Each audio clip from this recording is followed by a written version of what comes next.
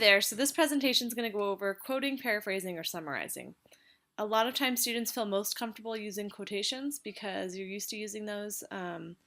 They're also easier to distinguish from your own writing, and sometimes you avoid paraphrasing or summarizing, but those are important skills too. And in this essay, you're really going to have to only choose very select quotes from your interview, and then the rest of it will have to be either cut completely out of it if it's not relevant, or you're going to paraphrase or summarize it so that you don't lose your own voice.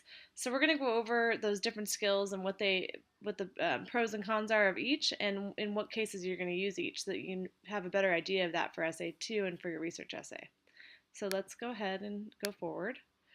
So it says you're walking along, minding your own business, when suddenly you have to integrate a source into your paper. And even though this doesn't seem like a research essay, it is. You're doing primary research for essay 2, and you're integrating. The interview is research, right? It's primary research. It means you're doing it. There's no filter between you and the source. So you're going and doing the interview, and then you have a bunch of interview material to work with. Same thing with the observation, right? Um, and so you have to avoid plagiarism, and you have to find out how to cite your source and how to integrate it properly into your essay. So you have three choices. You can quote, paraphrase, or summarize. So let's go over those. You're probably familiar with quotations. They must be identical to the original source. They use a narrow segment of the source. And so what that means is you're not going to be doing paragraph, 2 paragraph long quotes to take up space in your paper. That's not, you're going to lose your voice as the writer. And it also, it appears to your instructors that you're just trying to take up space sometimes too. And most of the time when students do that, it's a dropped quote, so they just sort of dump a quote in there and expect the reader to understand what that quote means or how it supports your main idea. Even though you're interviewing someone and integrating interview information into your essay, you still need a topic sentence that states your point. Then you're going to integrate maybe a quote or two that supports it, and then you're going to analyze those quotes and connect it with your main idea. So most of it's going to be you talking. I call it like a quote sandwich. So you talk, you introduce your point, you integrate the quote, and then you respond to it. So the quote should be very short, usually, and most of that paragraph should be you explaining the connection between the quote and your idea. So here's an example of just how a quote that's properly integrated. It says, Jan Harold Brunvand, in an essay on urban legends, states some individuals who retell urban legends make a point of learning every rumor or tale. So you guys aren't going to have page numbers to worry about. That's down the line for your last essay. But you do see how they've introduced who's speaking, and they've used a signal phrase here, and then they gave the quote. People use brackets when they're inserting information in the middle of a quote. If you have to insert any information in order to clarify the quote, like this person wanted to clarify that they were speaking about urban legends, you do want to put brackets there to let me know that you inserted information in the middle of the quote. If you were taking information out, you would put ellipses, which is like the dot, dot, dot.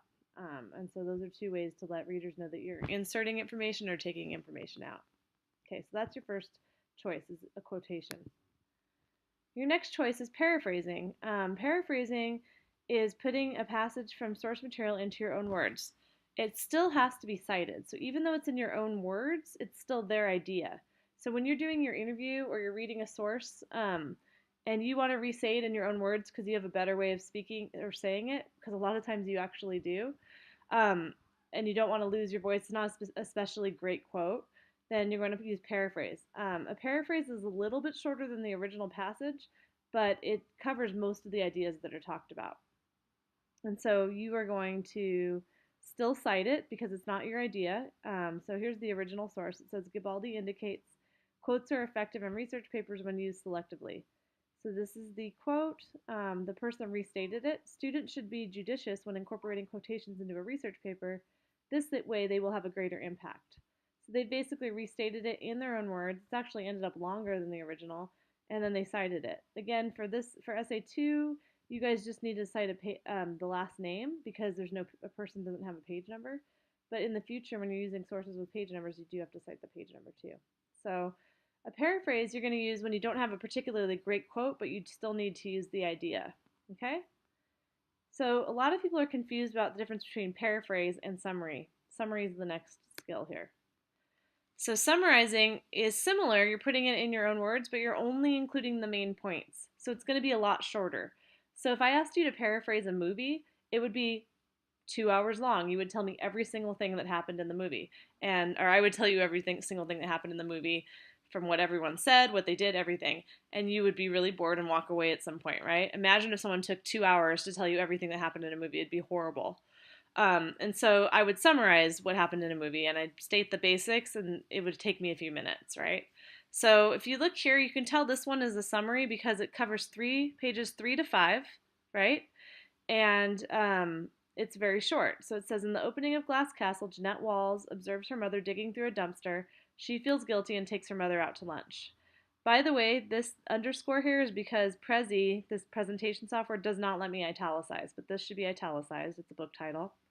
And you can see that I've summarized what happens in these 3 pages, and it's only 2 sentences long. So it's much shorter than if I paraphrased it. If I paraphrased it, it would be like 3 pages long. Okay?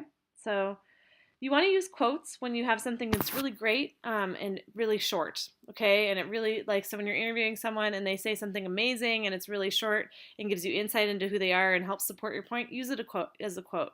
You can paraphrase much of what they say, right? So that's just the ideas that aren't especially said in an especially great way. And then you can summarize when you're giving, let's say you wanted to give an overview of their childhood or something. You would just use summary to do that because you wouldn't want it to be too long. Okay. So those are the 3 options. So the goal is to seamlessly integrate all 3. So like I've said here, writers frequently intertwine summaries, paraphrases, and quotations. As part of a summary of an article, a chapter, or a book, a writer might include paraphrases of various key points blended with quotations of striking or suggestive phrases, as in the following example. So in his famous and influential work, The Interpretation of Dreams, Sigmund Freud argues that dreams are the royal road to the unconscious.